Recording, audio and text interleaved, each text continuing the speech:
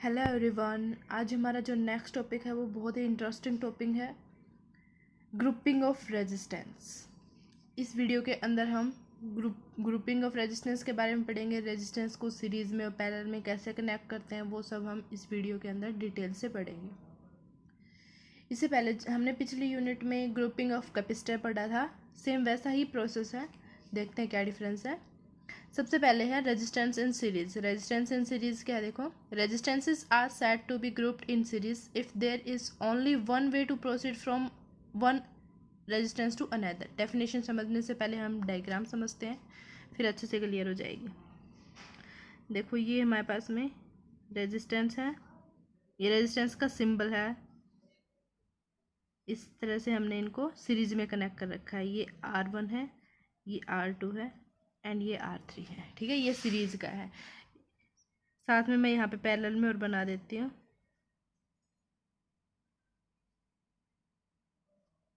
R1 R2 R3 ये किस में है, पैरेलल में है। देखो दोनों में डिफरेंस क्या है।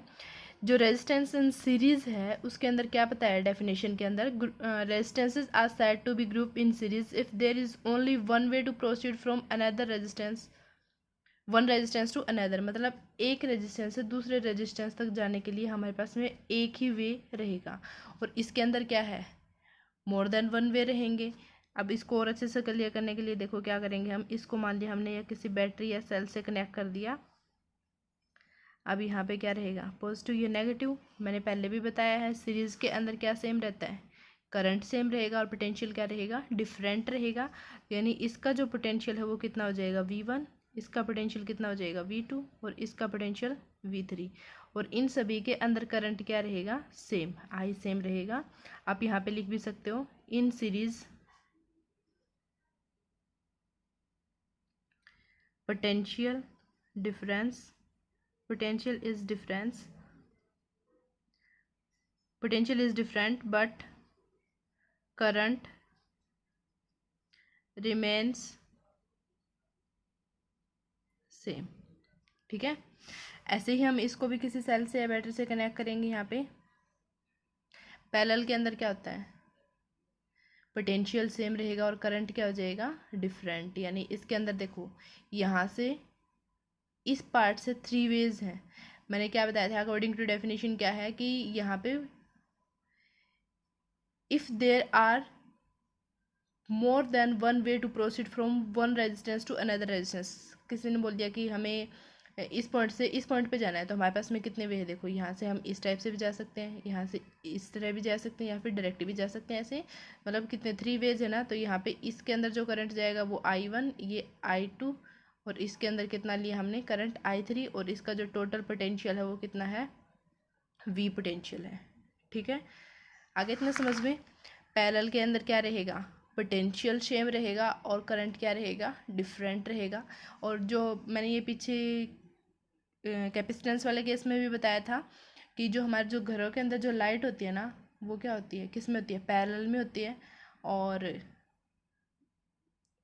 हम उसको सीरीज़ में क्यों नहीं लेते हैं। सीरीज़ में अगर देखो हमारी जो पीछे से जो लाइट आ रही है वो 220 वोल्ट की आती है, मतलब जितने भी एप्लियंस है वो 220 वोल्ट पे काम करेंगे। ठीक है, लेकिन उन सभी को क्या है, करंट की तो वो रहेगी ना, करंट भी तो उनमें डिफरेंट। देखो सीरीज़ के अंदर अगर हम 220 वोल्ट ले लें, यहाँ पे सेम ले लिया हमने, तो मान लिया यहाँ पे हमने एक बल्ब लगा दिया, फिर फ्रिज लगा दिया, और फिर हमने क्या लगा दिया कि फिर हमने कोई अनदर गीज़र लगा दिया। ठीक है, तो यहाँ पे हम अगर 220 वोल्ट पास करेंगे तो सबसे पहले स्टार्टिंग में हमने क्या लगाया, बल्ब लगा रखा है ना, सीरीज़ में है ये। और 220 वोल्ट मतलब पावर ज़्यादा है, पावर ज़्यादा रहेगी तो वो उसको हैंडल नहीं कर पाएगा, तो मतलब वो यहाँ पे क्या हो जाएगी, सीरीज़ हमारी क्या हो जाएगी, ये जो सर्किट हमारी वो क्या हो जाएगी, ब्रेक हो जाएगी, तो आगे करंट जाएगा ही नहीं। ठीक है, इसलिए पैरेलल के सीरीज़ के अंदर क्या लेते हैं हम, करंट सेम लेते हैं और पोटेंशियल डिफरेंट लेते हैं। ठीक है, पोटेंशियल डिफरेंस रहेगा तो हमें टोटल पोटेंशियल फाइंड आउट करने के लिए एक इक्वेशन लिखनी पड़ेगी। क्या है, V1 इज इक्वल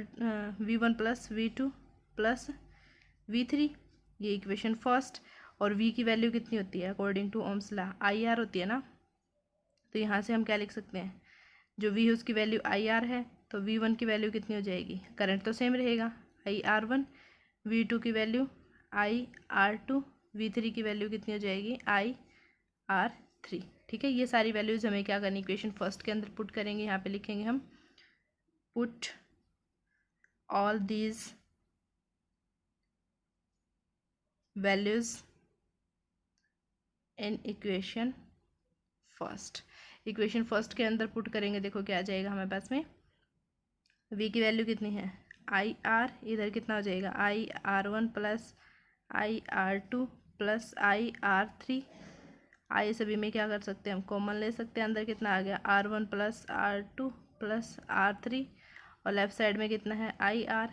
ये आई से आई कैंसिल हो जाएगा क्योंकि यहाँ पे मल्टीप्लाई में इधर आके डिवाइड में बनेगा। R इज इक्वल टू कितना आ गया R1 plus R2 plus R3।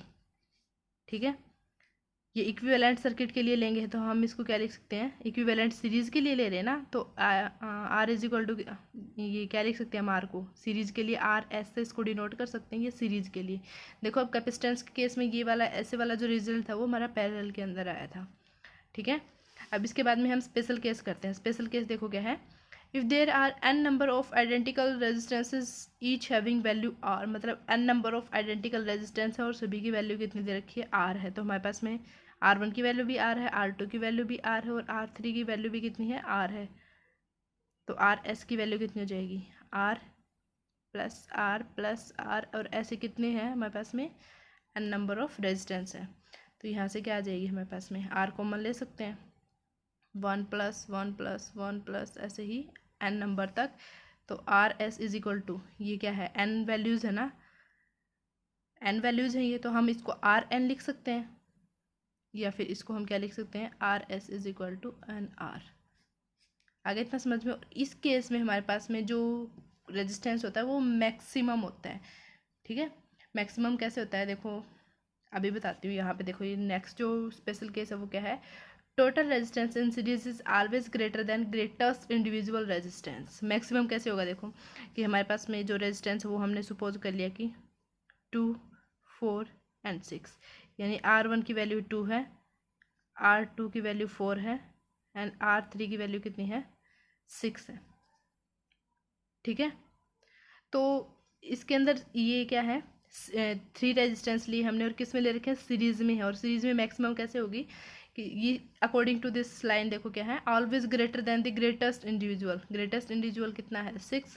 तो अकॉर्डिंग टू दिस क्या है कि जो सीरीज में रेजिस्टेंस रहेंगे, जो ग्रेटेस्ट इंडिविजुअल है, जो हमारा जो फाइनल रिजल्ट आएगा वो उससे क्या आएगा ज़्यादा आएगा।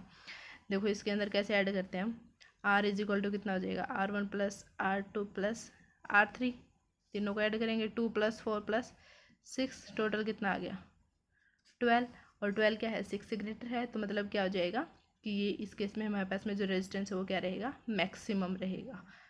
आगे इतना समझ में। अब पैरेलल का केस करते हैं।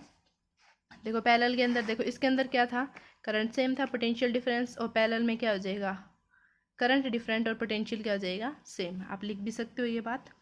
अगर करंट डिफरेंट रहेगा तो टोटल करंट कैलकुलेट करने के लिए इक्वेशन क्या बनेगी हमारे पास में I is equal to I1 plus I2 plus I3 equation first. और अकॉर्डिंग टू ओम्स लॉ क्या होता है V is equal to IR होता है। यहाँ से हम I की वैल्यू निकालें, I की वैल्यू कितनी हो जाएगी V/R। तो यहाँ पे हम बता सकते हैं कि जो I1 है उसकी वैल्यू कितनी हो जाएगी V/R1, क्योंकि पोटेंशियल क्या रहेगा सेम रहेगा। I2 की वैल्यू कितनी हो जाएगी V/R2 और I3 की वैल्यू कितनी हो जाएगी V/R3। ये सारी वैल्यूज़ हम क्या करते हैं इक्वेशन फर्स्ट के अंदर पुट करते हैं। इक्वेशन फर्स्ट के अंदर पुट करेंगे, I की वैल्यू कितनी है V/R, यहाँ पे V/R1 plus V/R2 plus V/R3। ठीक है, इसके अंदर से हम V क्या कर सकते हैं कॉमन ले सकते हैं। V कॉमन लेंगे तो अंदर कितना बचेगा 1/R1 plus 1/R2 plus 1/R3। V से V कैंसिल, यहाँ पे कितना आ गया 1/R is equal to 1/R1 plus 1/R2 plus 1/R3। और इक्विवेलेंट रेजिस्टेंस के लिए पैरेलल के अंदर क्या लिखेंगे हम यहाँ पे RPCs को डिनोट कर सकते हैं। ये पैरेलल के लिए आ गया। देखो पैरेलल के अंदर कैपेसिटेंस के अंदर क्या आया था हमारे पास में result CP is equal to कितना आया था C1 plus C2 plus C3, लेकिन यहाँ पे पैरेलल के अंदर क्या है डिफरेंट है। मतलब सीरीज वाला पैरेलल में आता है और पैरेलल वाला सीरीज में आता है रिजल्ट कैपेसिटेंस और रेजिस्टेंस के अंदर। देखो इसके बाद में स्पेशल केसेस हैं।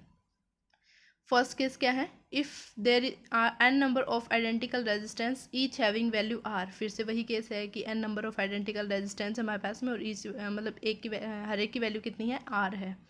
तो ये फाइनल रिजल्ट कितना हो जाएगा, 1/RP is equal to R1 की वैल्यू भी R, 1/R की R2 की वैल्यू भी R, ऐसे ही R3 की वैल्यू भी R कितनी है और n नंबर ऑफ रेजिस्टेंस है। 1/R कॉमन ले सकते हैं, अंदर कितना बच गया, 1+1+1+ कहाँ तक, n तक, इसको हम n लिख सकते हैं। तो 1/RP कितना हो जाएगा हमारे पास में, n/R, या 1/R इंटू में n लिख सकते हैं। और इस केस में जो रेजिस्टेंस की वैल्यू आती है वो हमारे पास में मिनिमम आती है।